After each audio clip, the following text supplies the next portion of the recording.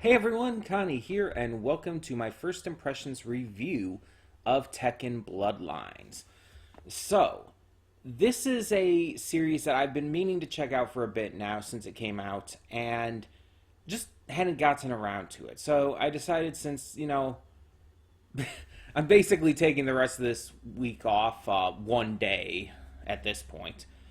Um, from recording any reactions and all. I'd spend today just getting to a couple first impressions reviews, because why not? So, Tekken Bloodlines is basically a retelling of Jin Kazama's story, but doesn't, at least so far, based on the first episode, seem to do much of anything different. And I both appreciate that and am maybe slightly disappointed. Um, because if you know Jin Kazama's story from the games, you know everything that's going to happen here pretty much. There's like maybe one scene that's like slightly different, or I guess more like one thing, one aspect, because it's more than just a single scene. But it's like there's one aspect of this that's not in the games, to my knowledge, and that's when like Jin has to deal with these bullies. So that's like the only thing that is like fresh here. Everything else is pretty much by the numbers. But I don't know how the rest of the series is going to go, to be fair. So that might change. So, just as a note, from here on out, we are going to be talking about spoilers for the first episode of Tekken Bloodlines. If you have not seen it, it is on Netflix. You can check it out at any time if you desire to, or if you're just okay with continuing on, that's fine too. But it's your choice. Keep in mind, we will be going into spoilers. So if you don't know the games in regards to the beginning of Jin's story, or if you don't have not seen this and you wish to remain spoiler free, I would suggest not continuing on. But we'll talk about spoilers in 3, 2, 1, now. So the story chronicles Jin's early life as like a teenager, living with his mother in the woods. And it's basically the story about how he, loses his mother and ends up going to train with Heihachi Mishima, his grandfather.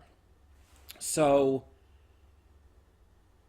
yeah, Jin and his mother June are living in the woods, and she is acting as a teacher to him, as a martial arts instructor, and just a general life instructor. She's being a parent as well. She's teaching him, like, okay, you have this ability to fight, but you have to know when to use it and when not to use it, because sometimes it's either not worth it or it's not the right thing to do, and so on and so forth. And she even, like, tells Jin at one point, like, going back to the entire bully thing, he's being picked on by these bullies. They're, like, attacking him and everything, because he's different and all. He ends up fighting back at one point and, beating them up pretty good. Later, one of them comes back with his father, and they start complaining. His father's drunk as fuck. And so June tells Jin to apologize.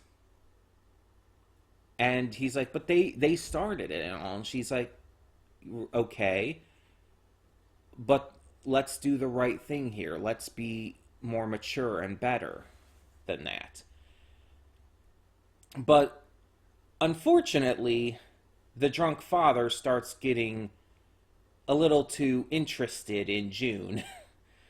Saying like things like, "Oh, if he had a father around, he wouldn't be like this." It's clear that he's trying to fuck June. He wants to get in bed with her. It's very clear. Jin is getting angry at this, because it's his mother and everything. But June is the one who actually acts first.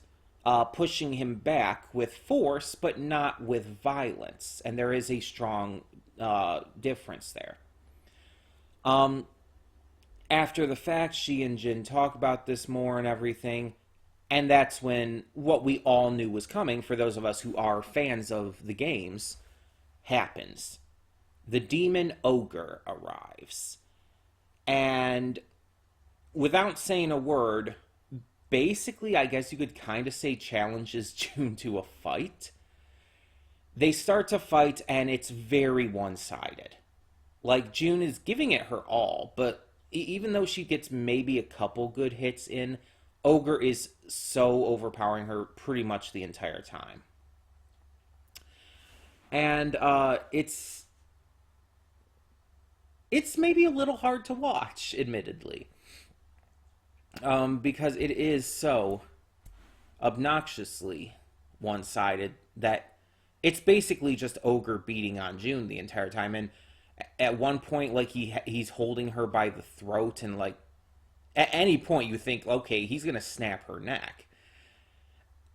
And it's never entirely clear what happens, which is how it was in the game, too. In the game, it's like, we don't actually know what happened to Jun Kazama after Ogre's attack. She'll be done in a second.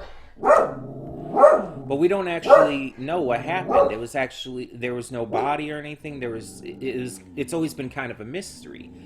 And the Tekken tag tournament games kind of answered that, but those are of questionable canon to the main series. They really can't be considered true full canon. So even though in the Tekken tag games June returns as the creature unknown, that's the actual name, by the way, unknown. It's one, I don't think you ever even find out how that happened in the first place, like how she became unknown. And two, again, it's like, you really can't consider it canon with the main series, unfortunately. The main series never answers this question, and there's just no resolution to it. It's just a mystery. And that seems to be what they're going for here, too.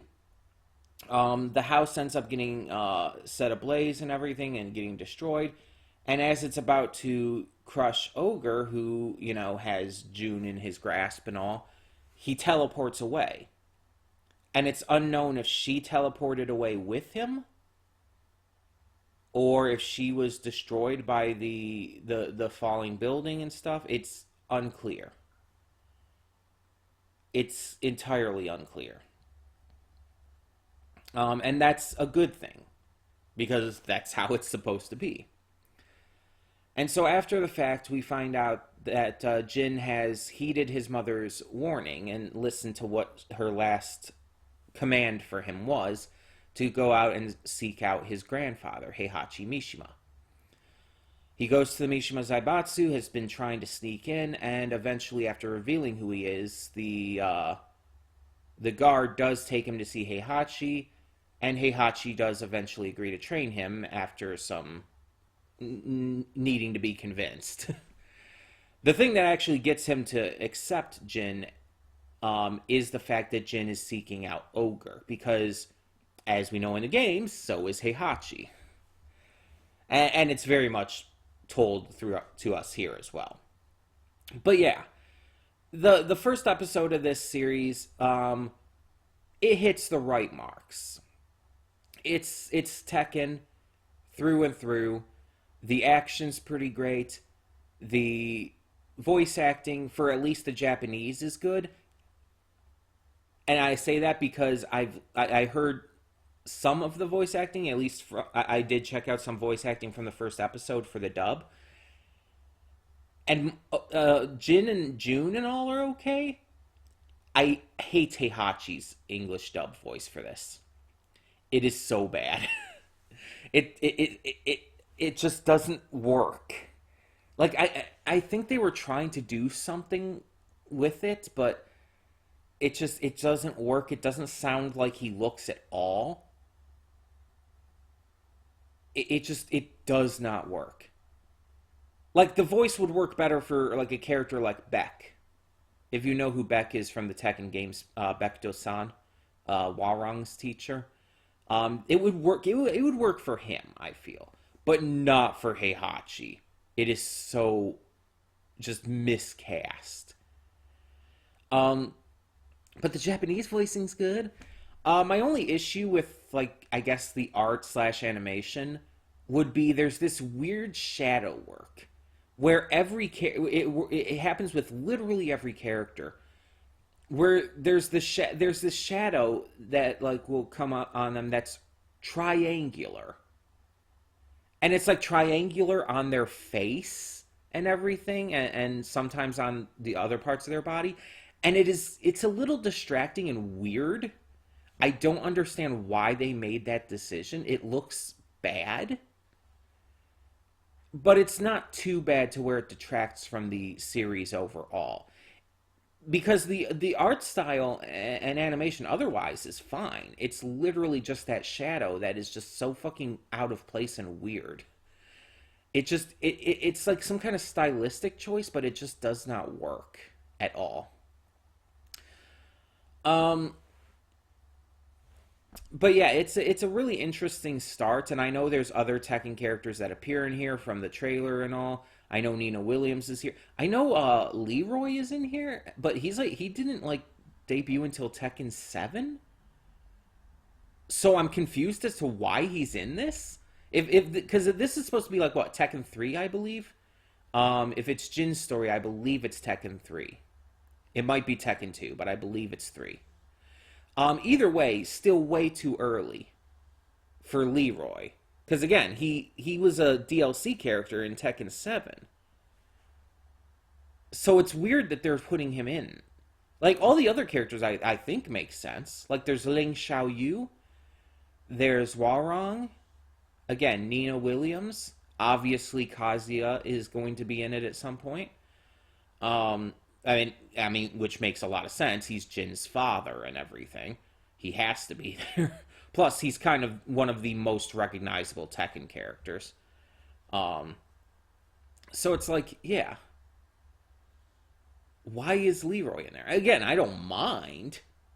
I'm okay with Leroy. I have no issues with him. I'm just wondering, like, it kind of makes no sense timeline wise, unless they're retconning something. I also kind of wonder how much input did the creative team behind the games have in this?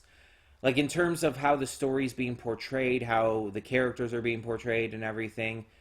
How much did the original video games creative team and creator overall and everything, how much input did they have? Were they there to make sure that it was accurate?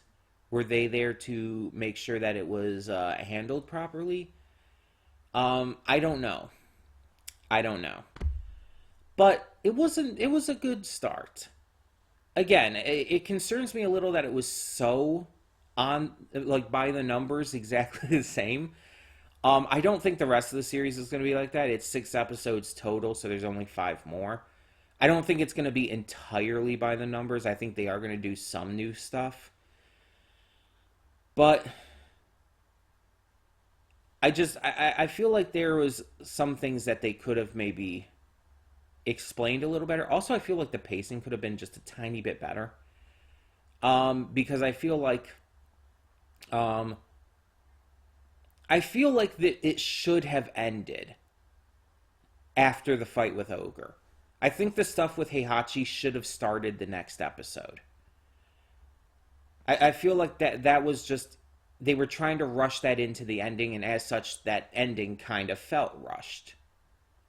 Jin's first meeting with Heihachi, because it just kind of like, after the fight with Ogre, it just flips to some point in the future. Oh, Jin's been trying to get in here for like a bunch of times, and it's just like, okay, we're just skipping forward randomly. I feel, again, if they did that at the start of the next episode, that would be one thing. That would work in that context, in that manner of pacing. But the way they did it here, it was really way too sudden. Um, So yeah, again, a good start, but not perfect. I feel like they could have just reworked it a little bit to make it work a little better. And again, the weird triangle shadows are weird. I don't understand the point of that. It doesn't look good. Like, if you wanted to do some stylistic thing with this, that's fine, but that just does not work. Either way, tell me in the comments below if you've seen it. What do you think of the first episode of Tekken Bloodlines? And if you haven't seen it and have continued to this point, are you interested at this point? And have you played the games at all? Um, Tekken has always been one of my favorite fighting game franchises, if not my number one. So it was a no brainer that I would be checking out this series. Um, and yeah, hopefully it ends up just improving noticeably as it continues along. Either way, like I said, tell me your thoughts down below. And for now, I'm Connie, and I'm signing off. See y'all next time.